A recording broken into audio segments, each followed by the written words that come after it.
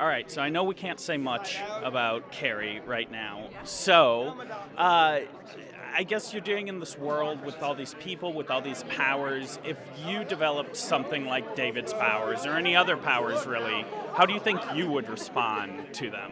That's a really good question. I think if I were to have David's powers, I would be just as crazy as he is.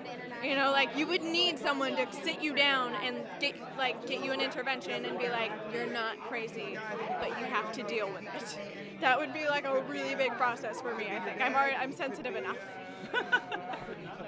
I mean, uh, when you first were approached for this and everything, obviously your character at the beginning is very shrouded in mystery. How much did you know about her going in? I knew who she was, and I knew her. I mean, I knew everything that I was supposed to know about her enough to play her going in. What I auditioned with was 3 pages of dialogue of, everything that Noah needed to know who could be Carrie, and so that gave me what I needed to know. And I also had a conversation with Noah about, who she is and kind of where she's headed, and that was really helpful to me to know what to do in the moments that weren't like about me, you know? Yep. What's been the most exciting part about jumping into the series with all these powers? It's such a unique world.